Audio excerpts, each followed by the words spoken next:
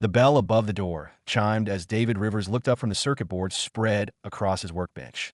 A dragon walked into his shop, ducking slightly to fit through the doorway, despite her relatively modest size for her species. She carried a small device in her clawed hands and wore simple, traveling clothes that had seen better days. David wiped his hands on a rag and walked to the counter. "Hey there, what brings you in today?" The dragon blinked, her golden eyes studying him with an expression he could not quite read. She placed the device on the counter carefully. "This translation unit has stopped working properly. I was told your shop handles repairs for all species." "Sure do." David picked up the device and turned it over in his hands. "When did it start acting up?" 2 days ago. It began mixing languages randomly, then stopped responding altogether." David nodded and pulled out his diagnostic scanner. "I could take a look right now if you want to wait. Probably 30 minutes, maybe an hour, depending on what is wrong inside." The dragon tilted her head slightly. "You seem very calm about serving my kind. Why would not I be?"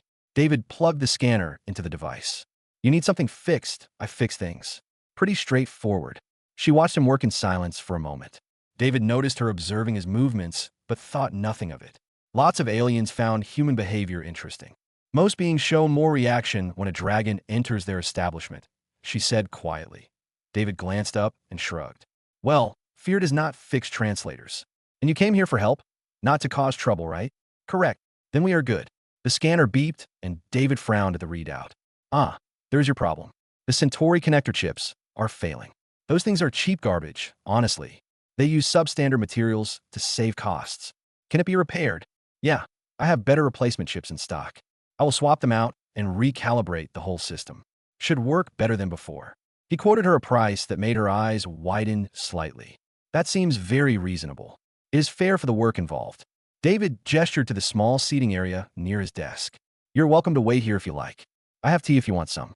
Got a few different varieties since I have customers from all over." The dragon stared at him for a long moment. "You offer me tea? Well, yeah. You are waiting. Might as well be comfortable." David pointed to the small electric kettle on the side table. "I have earth black tea, Rigelian mint blend, and something from Tau Ceti that tastes like flowers. Fair warning, that last one is kind of weird. I will try the earth tea." "Good choice. Give me 2 minutes to get this started, and I will bring you a cup." Beth, his assistant, emerged from the back storage room, carrying a box of components. She nearly dropped it when she saw the dragon sitting in their waiting area. David caught her and gave a small shake of his head that meant act normal. Beth recovered quickly and set the box down. "Hi. Welcome to Rivers Repair." The dragon nodded politely. "Thank you." David prepared the tea while his diagnostic program ran through its initial checks on the translator. He brought the cup over to the dragon and set it down on the small table beside her chair. "Careful, it is pretty hot." She looked at the cup, then at him. "You concern yourself with my comfort. Why would not I? You're a customer." David returned to his workbench and began carefully opening the translator casing. "So, are you traveling through or staying on Earth for a while?" "Traveling. I wanted to see your world for myself." "How are you finding it?" David asked as he worked, not looking up. "Different than I expected." "Yeah? How so?" The dragon sipped her tea slowly. "I was told humans were aggressive and unpredictable. Yet you have shown me nothing but courtesy." David laughed. "Aggressive and unpredictable. Well, I guess we have that reputation. But most of us are just trying to get through the day like everyone else." He removed the failed chip carefully. "The unpredictable part might be fair, though. We do not really do things the way other species expect, such as not treating different species differently just because of reputation or status. A customer is a customer." He installed the new chip and began the calibration sequence.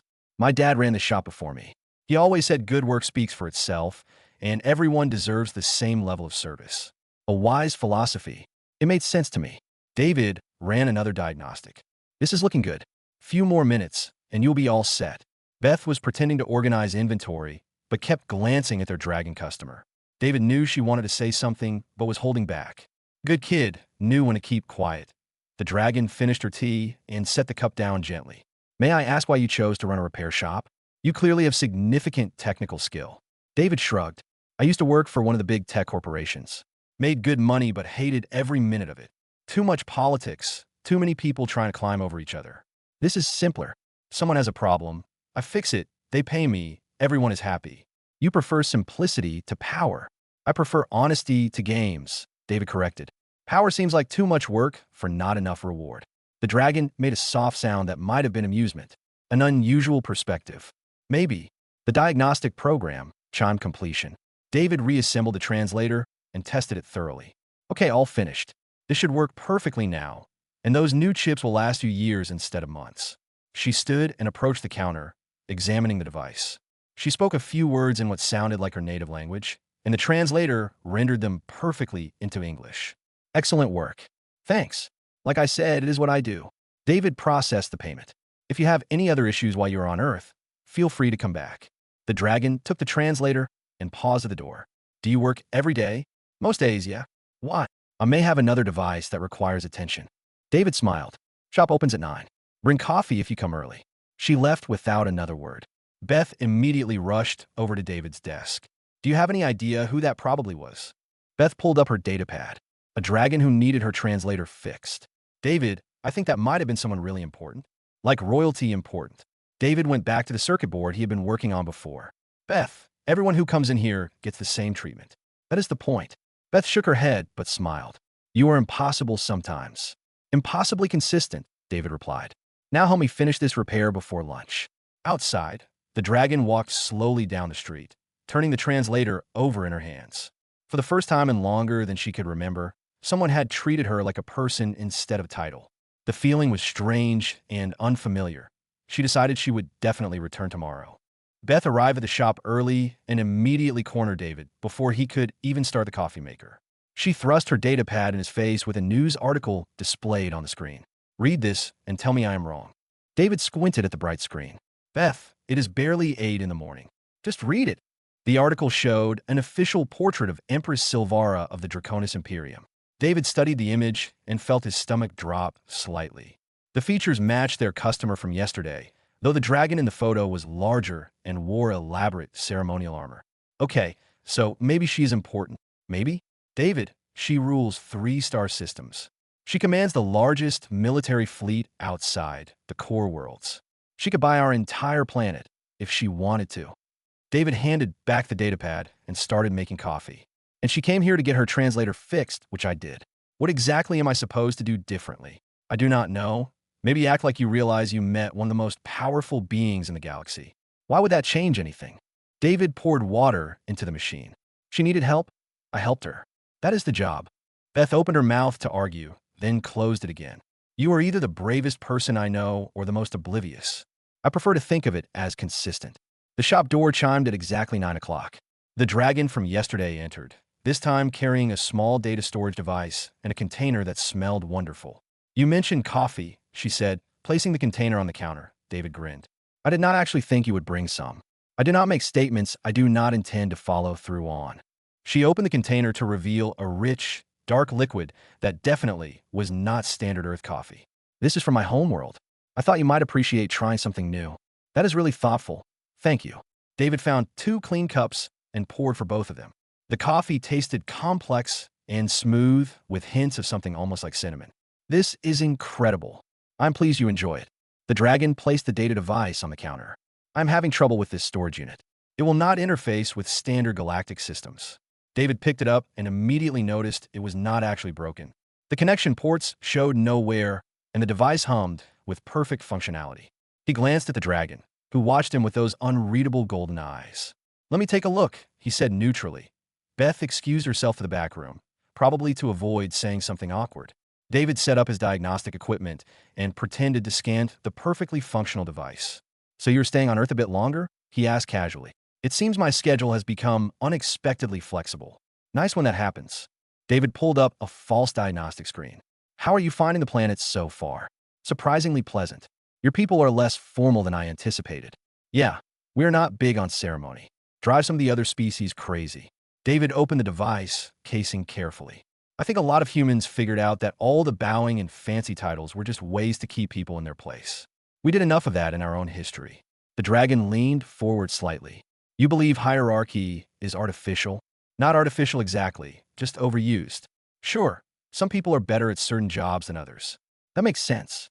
But treating someone like they are worth less because they were born in the wrong place or to the wrong family, that is just waste. Waste of what? Potential. Ideas. Connection. David made a show of adjusting a component. My grandfather used to say the person who could save the world might be born anywhere, to anyone. If you set up systems that only let certain people speak, you might miss the one voice that had the answer you needed. The dragon was quiet for a moment. That is a profound observation. David shrugged. Just common sense, really. Everyone has something to offer if you pay attention. Do you apply this philosophy in your work? I try to. Every customer who walks in here has a problem they need solved.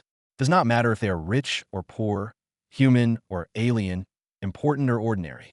The problem still needs fixing, and I'm going to give it my best work either way. Even if they cannot pay well, I set fair prices. If someone genuinely cannot afford it, we work something out. David looked up from the device. Money is important, but it is not the only thing that matters. What matters more? Doing good work. Being honest. Treating people right. David sat back. I know that probably sounds simple, but I think most problems come from people forgetting the basics. The dragon sipped her coffee slowly. Tell me about your leadership structure. Earth has a council system, correct? Yeah, the Planetary Council. Representatives from different regions and groups. They argue a lot, but eventually make decisions. Does that not create chaos? Sometimes, David admitted, but it also means no single person has too much power. We learned that lesson the hard way over and over in our history. Give one person too much control, and eventually they start making decisions that benefit them instead of everyone else. You do not believe in strong, singular leadership. David considered the question carefully. I think leadership is necessary, but it should not be permanent or absolute. The best leaders I have known were the ones who listened more than they talked and admitted when they were wrong. The worst ones were the people who thought they were too important to hear other opinions. The dragon set down her cup with deliberate care. What if someone was born into leadership? What if they had no choice in the matter? That would be tough, David said honestly. I imagine it would be really lonely. Everyone wanting something from you. Everyone treating you like a position instead of a person. You would never know who actually cared about you versus who just wanted access to your power. The dragon looked away toward the shop window. That is a remarkably accurate assessment. David finished his fake diagnostic and closed the device casing. Okay, I found the issue. Just needed a firmware update and some minor calibration. He handed it back to her. Should work with any galactic system now. She took the device and their fingers touched briefly. What do I owe you? How about we call it even for the coffee? That stuff was amazing. You would accept that trade? Why not? Fair exchange of value. You brought something I enjoyed. I fixed something you needed. David smiled. See? Simple. The dragon stood there for a long moment, then did something that surprised him. She smiled back, a genuine expression that softened her features completely. Would you be willing to meet me this evening? There is an observation deck at the northern spaceport. The sunset view is supposed to be quite beautiful. David hesitated. He had inventory to finish and invoices to process. But something in the way she asked, almost tentative, made him reconsider. Yeah, okay. What time? 1800 hours. I can do that. David wrote down the location details. See you then. After she left, Beth emerged from the back room with wide eyes. David, she just asked you on a date.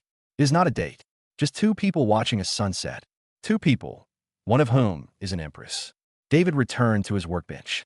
Beth, can you handle closing today? I apparently have plans. Beth shook her head in disbelief.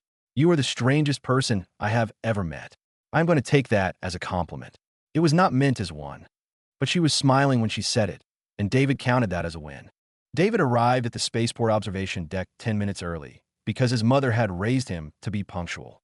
The massive transparent dome offered a view of ships launching and landing against the backdrop of Earth's sunset.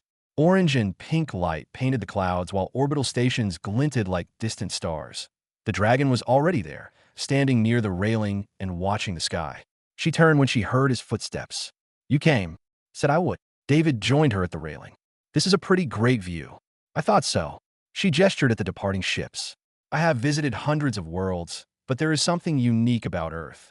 Your sky has a specific quality of light I have not seen elsewhere. They stood in comfortable silence for a while, watching a large transport vessel rise slowly toward orbit. David noticed she seemed more relaxed than in the shop, as if some invisible weight had lifted from her shoulders. Can I ask you something? David said finally. Of course. Why did you really come back to my shop today? That data device was not broken. The dragon did not seem surprised he had noticed. No, it was not. So why? She took a long breath. I want to know if your behavior yesterday was genuine or simply an act. Many beings pretend equality while harboring different thoughts internally. I needed to understand what you were. And what did you decide? That you are exactly who you appear to be. It is remarkably rare. She turned to face him directly. Do you know who I am? Empress Silvara of the Draconis Imperium. Beth figured it out and showed me the articles. Yet you treated me no differently today. David shrugged. Why would I? You are still the person who came into my shop. The title does not change that. To most beings, the title changes everything. Well, I'm not most beings. David leaned against the railing. Look, I get that you are important and powerful and all that. But right now, you are just someone watching a sunset with me. That feels more real than any amount of ceremony or fancy words. Silvara looked at him with an expression that might have been wonder. When was the last time someone spoke to me like this? Centuries, perhaps. Everyone measures their words carefully, always calculating what they can gain or how they might offend. Even my advisors speak in circles. That sounds exhausting. It is profoundly lonely. The words came out soft, almost vulnerable. I rule millions. I command fleets. I shape policy that affects entire worlds. And yet I cannot remember the last time I simply talked with someone who wanted nothing from me. David thought about that. Is that why you are here? On Earth, I mean. Disguised as a regular traveler? Partially. I told my council I wanted to observe humanity directly to understand your species better before finalizing certain treaties. That was true, but not the whole truth. What is the whole truth? Silvara looked back at the sky. I wanted to remember what it felt like to be treated as a person instead of a position. To walk into a place where no one knew my name or cared about my title. To be seen for who I am rather than what I represent. That makes sense to me. Does it? Sure. I left my corporate job for similar reasons. Not the same scale, obviously, but the principle is there. Too many people treating me like a tool or an obstacle instead of a person. It wears you down after a while. Yes, Silvara said quietly. It does. A sleek diplomatic vessel launched from a nearby pad, its engines glowing blue against the darkening sky. David watched it climb until it disappeared into the clouds. Can I ask you something now? Silvara said. Fair is fair. You said earlier that good leaders listen and admit mistakes. But what happens when a leader has been making mistakes for a very long time? When entire systems are built on flawed foundations? David thought carefully before answering. I think recognizing the mistakes is the first step. Then you start making changes, even if they are small ones at first. And if those changes upset people who benefit from the current system, then you have to decide what matters more, keeping the peace or doing what is right. David looked at her directly. Why do I get the feeling this is not a theoretical question? Silvara was quiet for a long moment. My people have built our empire on dominance. We are powerful, so we lead. Other species are weaker, so they follow. It has been this way for thousands of years. But you are questioning it now. Your species does not work that way. Humans are not the strongest or the smartest or the longest lived. Yet you have influence that exceeds your apparent capabilities. I wanted to understand why. And did you figure it out? I think so. You treat beings as equals by default. You assume good faith until proven otherwise. You value collaboration over domination. Silvara spread her claws on the railing. It should not work by all traditional measures. Yet it does. Maybe the traditional measures are wrong, David suggested. That is what frightens my advisors. If I am right, if your approach truly is more effective, then our entire civilization has been building on a mistaken foundation for millennia. Change is hard, David acknowledged. But staying wrong just because it is easier does not seem like a great option either. Silvara laughed, a warm sound that seemed to surprise her. You make it sound simple. The concept is simple. Doing it is the hard part. They watched the rest of the sunset together, the sky fading from orange to deep purple. More ships launched and landed, a constant flow of commerce and travel that paid them no attention. Finally, Silvara spoke again. I should leave soon. My guards have been remarkably patient, but they will start to worry. Guard, I'm never truly alone, even in disguise. They remain at a discreet distance. She gestured vaguely behind them. Right now, they're probably having heart attacks that I am speaking so openly with a human they have not vetted. David glanced back, but saw no one obvious. Will you get in trouble for this? I am the Empress. I do not get in trouble. She paused. Though I will certainly receive a lengthy lecture about security protocols. Worth it. She smiled at him, that same genuine expression from a shop. Absolutely. As if summoned by the conversation, several large dragons in military armor appeared from various positions around the deck. They moved quickly but carefully, forming a protective circle. Your Imperial Majesty, the lead dragon said with barely controlled panic. We must insist you return to secure quarters immediately. David blinked. Imperial Majesty. Silvara sighed. It seems our time has ended somewhat abruptly. The guards looked at David with suspicion and what might have been hostility. One of them moved toward him, but Silvara raised a claw sharply. He is not a threat. Stand down. But Majesty, he has had unauthorized contact. I authorized it. That is all you need to know. Silvara turned back to David. I apologize for this. They mean well, but can be overzealous. David held up his hands peacefully. Hey, they're just doing their job. I get it. Majesty, we must leave now. Another guard insisted. Silvara nodded reluctantly. David Rivers, thank you for this evening. It meant more than you probably realize. Anytime, David said honestly. And hey, you know where my shop is. Door is always open. Something in her expression shifted, becoming softer. I will remember that. The guards escorted her away quickly, several of them keeping themselves between her and David until they were out of sight. David stood alone on the observation deck as full darkness fell. His comm device chimed with a message from an unknown number. Thank you for seeing me. Not the title, just me. That was a gift I did not know I needed. David smiled and looked up at the stars beginning to appear overhead. You are welcome, he typed back. The response came immediately. I hope we will speak again soon. Me too. David stayed for a while longer, watching the ships and thinking about lonely empresses and the strange paths life sometimes took. Eventually, he headed home, wondering if he would ever hear from her again. He hoped he would. 3 weeks passed without word from Silvara. David returned to his normal routine, fixing devices and serving customers. Though Beth noticed he checked his messages more often than usual. Still nothing. Beth asked one afternoon while they organized inventory. She's probably busy running an empire, David said, trying to sound casual about it. That seems like it would take up a lot of time. You could message her first and say what? Hey, remember me, the repair guy? Just want to chat while you're managing interstellar politics? Beth rolled her eyes. You are impossible. But that evening, as David closed up shop, the galactic news feeds caught his attention. Every major outlet was reporting the same story. Empress Silvara had announced sweeping reforms to imperial policy. David sat down and read through multiple articles, piecing together what was happening. The Empress had dissolved several old councils and created new advisory positions open to non-dragon species. She had issued new guidelines about diplomatic relations that emphasized partnership over dominance. She was implementing what the commentators called listening tours, where she met directly with common citizens of various species without the usual formal barriers. The response across the galaxy ranged from confusion to cautious optimism to outright resistance. Several noble dragon houses had issued statements questioning whether these changes were appropriate or wise. Some praised her progressive thinking. Others called her dangerously radical. Beth read over his shoulder. This all started after she met you. That is probably a coincidence. David, she spent 3 days on Earth, talked to you twice, then went back and started changing everything. That is not a coincidence.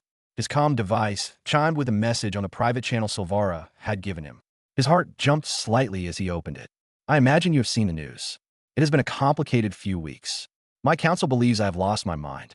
Half the noble houses are demanding explanations. But I keep thinking about what you said about foundations built on mistakes. Some things need to change, even when it is hard. Especially when it is hard. I hope you're well. David wrote back carefully. I saw the news. Sounds like you're shaking things up pretty good. How are you holding up? The response came quickly. Tired. Frustrated. But certain I am doing the right thing. That certainty is new. Usually I second-guess myself constantly. What changed? I remembered what it felt like to be treated like a person. Then I realized I have been treating entire populations as less than people for my entire reign. I could not continue that way. David sat back and thought about what to say. This was bigger than him, bigger than their brief connection. She was changing the policies of entire star systems. That takes guts, he typed finally. Admitting you were wrong is hard. Doing something about it is harder. I find myself wishing I could ask your advice more directly. Text messages lack nuance. So ask. There was a longer pause this time. Then, would you be willing to come to the Imperial Palace? I need someone who will tell me the truth without calculating political angles. My advisors mean well, but they are part of the system I am trying to change. David stared at the message. Beth was watching him with wide eyes. She wants you to go to the Imperial Palace, Beth said. You have to go. I run a repair shop, not a consulting business for empresses. David, she needs help. Your help specifically. And you like her. I barely know her. You know her well enough to matter. Beth crossed her arms. Look, I can handle the shop for a few weeks. We do not have any major projects right now. Go. David looked at the message again. He thought about Silvara standing on that observation deck, talking about loneliness and needing to be seen as a person. He thought about the vulnerability in her voice when she admitted how isolated she felt. He typed, "When do you need me there?" The response was immediate. "Is tomorrow too soon? I can send a ship. Tomorrow is fine. Send me the details." "Thank you, David. You have no idea how much this means to me." David looked at Beth. "I think I just agreed to go advise an alien empress on imperial policy." "Yeah, you did. This is the weirdest thing that has ever happened in this shop, and we once fixed a device that could translate dolphin languages." "That was a strange week," David agreed. The next morning, an unmarked but clearly expensive transport landed at the designated coordinates. David packed a small bag with practical clothes and toiletries, feeling completely unprepared for whatever was about to happen. The transport was comfortable but not ostentatious, with a small crew who treated him politely without the formal stiffness he had expected. The journey took most of a day, transitioning through 3 different jump points before arriving at the Imperial homeworld. David had seen pictures, but nothing prepared him for the reality. The planet gleamed with cities that looked like they had been carved from precious metals and crystal. The Imperial Palace dominated the capital, a massive structure that seemed to grow organically from the mountain it sat upon. The transport landed on a private platform where Silvara herself waited, without ceremony or guards visible. She had returned to her full size, larger and more impressive than her disguised form. But her expression was relieved when she saw him. "You actually came." "Said I would." David stepped off the transport and looked around. "This place is incredible. Thank you for coming on such short notice. I know this is far outside your normal work." "Way outside," David agreed. "But you asked, so here I am." Silvara guided him through corridors of stunning beauty, each room more elaborate than the last. They passed servants and officials who stopped and stared at the human walking casually beside their empress. She ignored the attention completely. "I have a council session in 2 hours," she said as they walked. "I want you to observe. Say nothing, just watch and listen. Afterward, I want your honest opinion about what you see. What exactly am I looking for? Anything that strikes you as wrong or dysfunctional. You see things differently than we do. That perspective is valuable." They reached a suite of rooms that had been prepared for him. The space was larger than his entire shop, decorated with obvious care for human preferences. "These are your quarters. You have full access to the palace network and can go anywhere except the secure military sections. If you need anything, just ask any staff member. This is too much. It is appropriate for an advisor to the Empress." Silvara smiled slightly. "Which is apparently what you are now, whether you wanted the job or not. I did not exactly apply for this position. The best advisors rarely do." She moved toward the door. "Rest for a bit if you need to. Someone will come get you before the council session." After she left, David sat down on a chair that probably cost more than his yearly income and tried to process what he had gotten himself into. He was a repair shop owner from Earth about to observe the inner workings of an interstellar empire. "Well," he said to the empty room, "this is definitely outside my normal Tuesday." His calm device chimed with a message from Beth. "Don't mess this up. Also, take pictures." David laughed despite his nervousness. At least some things stayed normal. Even when everything else went completely sideways, he had 2 hours to prepare himself for whatever came next. Somehow, he did not think it would be enough time. The council chamber was exactly what David expected, and somehow worse. Massive pillars of dark stone rose to a vaulted ceiling covered in historical murals. The council members sat in positions clearly designed to emphasize hierarchy, with the most important dragons closest to Silvara's throne at the center. David had been given a small seat off to the side, where he could observe without being noticed. A young dragon aide had whispered that he should remain absolutely silent during proceedings. The session began with formal greetings that took almost 15 minutes. Each council member addressed Silvara with elaborate titles and flowery language that said almost nothing of substance. She responded with equal formality, though David noticed tension in her posture. The first actual topic was a trade dispute with the Centauri Confederation. A senior dragon presented the situation using such complicated language that David almost lost track of the actual problem. From what he could tell, the Centauri wanted to renegotiate shipping routes, but the dragon made it sound like a personal insult to the Imperium. "Clearly they seek to undermine our authority," the dragon concluded. "We must respond with strength." Another council member agreed immediately. "Any sign of weakness will be exploited. We should increase tariffs and restrict their access to our stations." David watched as one dragon after another supported the aggressive response. No one asked why the Centauri wanted to renegotiate. No one suggested talking to them directly. They all seemed more concerned with appearances than solutions. Silvara listened to each statement, her face neutral. Are there other perspectives on this matter? Silence. Several dragons glanced at each other, but no one spoke. Very well. We will implement the suggested tariff increases. Silvara moved to the next agenda item without enthusiasm. The pattern repeated through several topics. Council members presented problems, suggested responses that emphasized dominance, and everyone agreed with minimal discussion. David began to understand what Silvara had meant about speaking in circles. Near the end of the session, an older dragon raised a concern about the new advisory positions being open to non-dragon species. Your Majesty, while we respect your vision, there is concern about allowing outsiders into positions of influence. The Imperial Council has been dragon only for 3,000 years. This tradition exists for good reasons. What reason specifically? Silvara asked. The dragon seemed surprised by the question. Well, dragons have proven leadership capabilities. Other species lack our perspective and experience. Or perhaps they have perspectives we lack, Silvara said carefully. With respect, Majesty, other species do not understand the burden of leadership at this scale.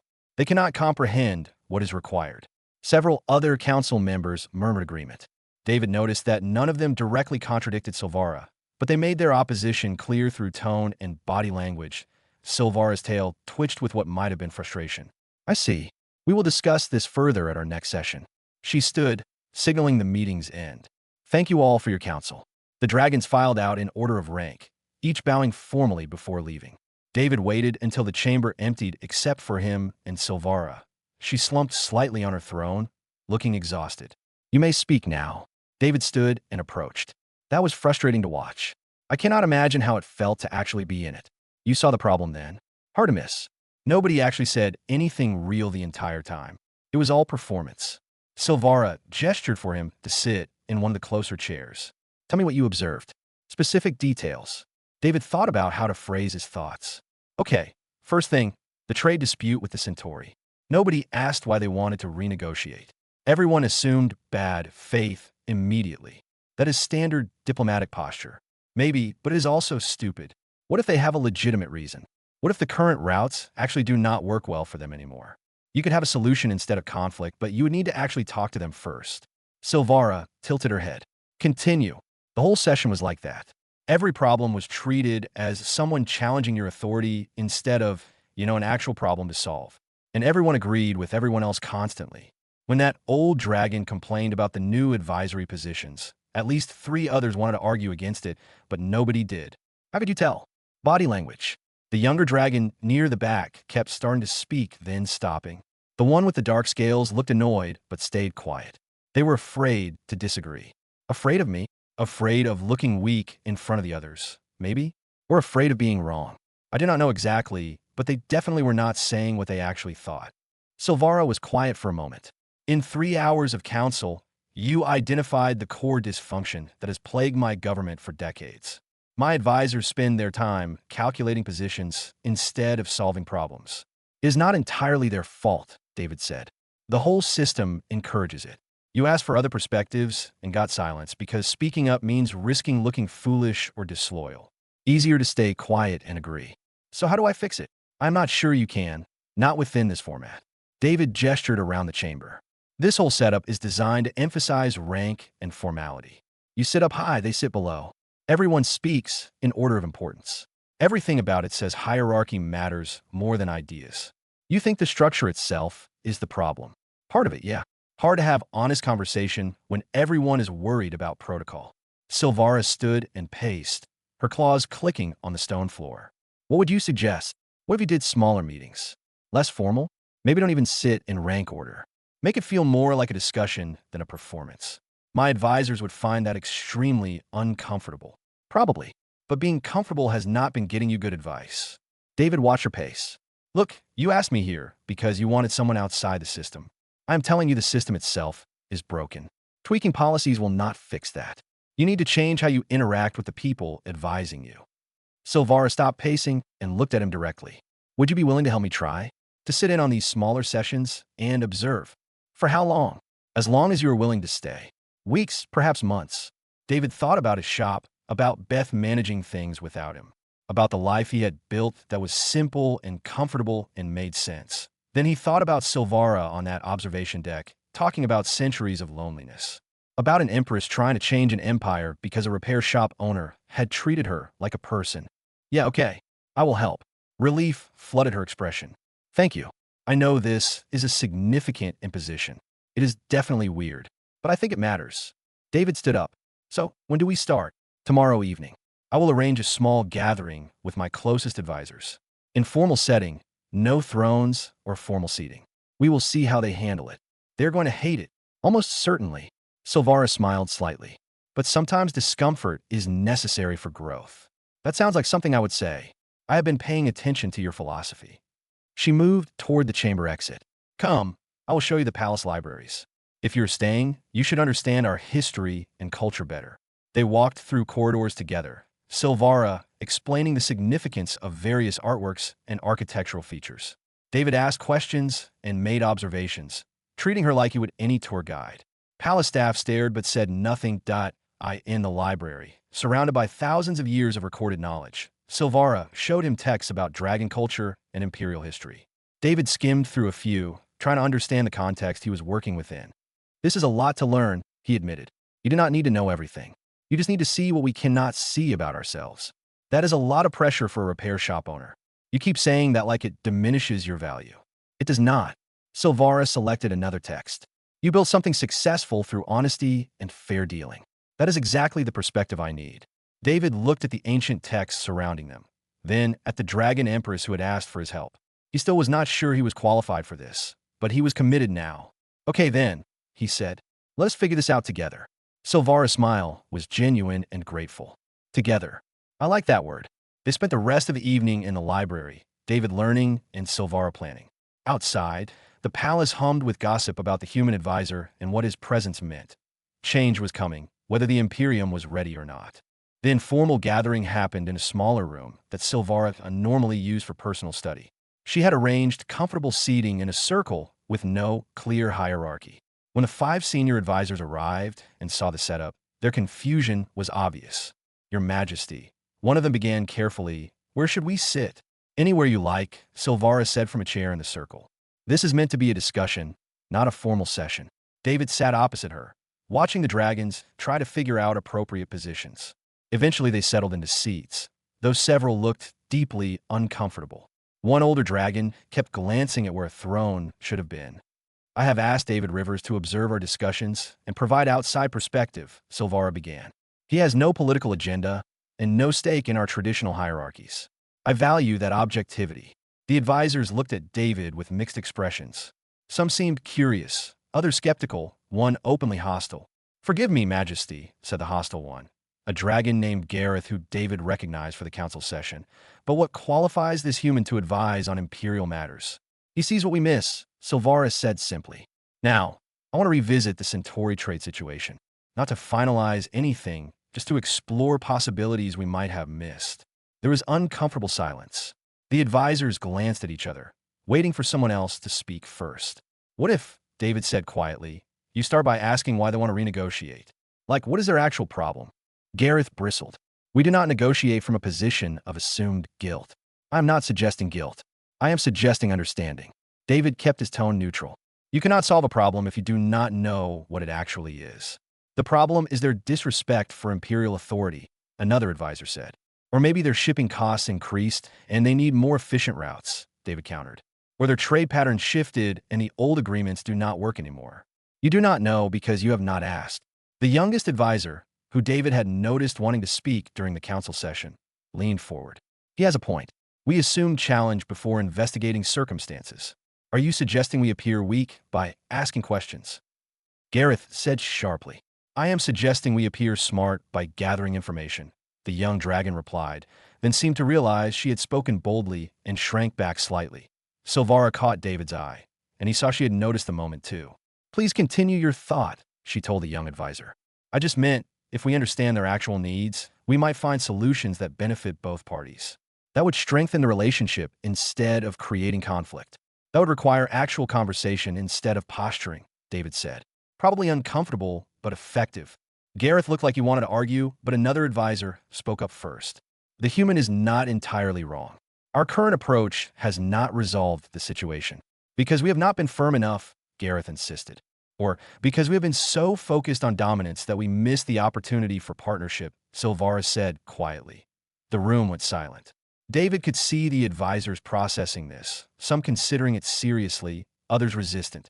Your Majesty, one of the older advisors said carefully, these reforms you are implementing, they challenge traditions that have served us for millennia. Have they served us? Or have we simply convinced ourselves they do because changing seems too difficult? Silvara looked around the circle. I want honest answers. No politics, no calculating what I want to hear. Tell me what you actually think. More silence. David recognized the fear of speaking truthfully after centuries of careful positioning. Okay, different approach, David said. Forget about the Empress for a minute. Just pretend this is a group of people solving a problem together. What would you do about the Centauri situation if there were no consequences for suggesting the wrong answer? The young advisor spoke first, emboldened by the framing. I would ask them directly what they need and see if we can accommodate it without compromising our core interests. I would review the current routes to see if modifications are even possible, another added. I would want economic projections showing the impact of various options. A third contributed. Ideas began flowing, each advisor building on the previous suggestions. David noticed them sitting forward, engaged in actual problem solving instead of political theater. Even Gareth eventually contributed a practical suggestion about negotiation frameworks. Silvara let the conversation continue for nearly an hour, occasionally asking clarifying questions but mostly listening. When it naturally wound down, she sat back with visible satisfaction. That was more productive than our last 5 formal councils combined. The advisors seemed surprised by their own engagement. The young one looked almost happy. This is how decisions should be made, Silvara continued. Collaborative, honest, focused on actual solutions. I want all our future policy discussions to follow this format. But Majesty, Gareth said, his resistance softening slightly. This requires trust, vulnerability. That is difficult for many of us. I know. That is why we are starting with this small group. Silvara stood, and the others followed. I am not asking you to abandon wisdom or appropriate caution. I am asking you to value truth over performance. Can you do that? They looked at each other, uncertain but considering. Finally, the oldest advisor spoke. I have served your family for 3 centuries, Majesty. In all that time, no ruler has asked for my honest opinion without expectation of agreement. If you truly want that, I will provide it. I do. From all of you. One by one, the other advisors nodded agreement. Even Gareth, though his came last and most reluctantly. After they left, Silvara turned to David. That was remarkable. You did most of the work. I just asked obvious questions. You made it safe for them to engage honestly. That is not a small thing. David stretched, suddenly tired. So what happens now? Now we keep doing this. Small groups, honest discussions, building trust slowly. Then we expand it outward. Silvara moved to the window overlooking the capital city. Real change takes time. You prepared for this to be a long process. I am prepared for it to take the rest of my life, if necessary. Some things are worth that investment. David joined her at the window. The city lights sparkled below like captured stars. I should probably head back to Earth soon. Beth can only manage the shop alone for so long. I understand, though I hope you will return periodically. Your perspective has been invaluable. I can do that. Maybe once a month or so. I will like that very much. Silvara looked at him with genuine warmth. Thank you, David, for everything. For treating me like a person when I desperately needed it. For showing me a different way forward. For being honest, even when honesty was uncomfortable. That is just basic decency, which is far rarer than it should be. 2 months later, David stood in his shop working on a stubborn piece of equipment. Beth had updated him on everything he missed while handling business perfectly in his absence. So how often are you going back, she asked. Once a month for now. The Empress is making real progress, but she wants regular check-ins. Still weird to hear you say the Empress casually. Still weird to live it, David admitted. The shop door chimed, and a young dragon entered, looking nervous. Are you David Rivers? That is me. What can I help you with? I am a junior diplomat in the Draconis Imperium. Empress Silvara suggested I speak with you about human approaches to conflict resolution. She said you could teach me more than formal training. David smiled and gestured to a chair. Have a seat. Want some tea while we talk? The dragon looked surprised by the casual offer, but accepted. As David prepared the tea, he thought about how much had changed from that first day when a disguised Empress walked into his shop. He had treated her like a normal customer, because everyone deserved good service. That simple act had rippled outward in ways he never could have predicted. An empire was learning to value truth over hierarchy. Beings were being seen as people instead of positions. And it had all started because David Rivers believed in treating everyone with basic dignity and respect. "So," David said, handing the dragon her tea and sitting down, "tell me about what you are working on. What challenges are you facing?" The young diplomat began explaining her situation. David listened carefully, asking questions and offering perspectives based on human approaches to finding common ground. Outside, ships continued launching and landing. Empires continued their complex dances of power and politics. But in a small repair shop on Earth, something simple and profound continued.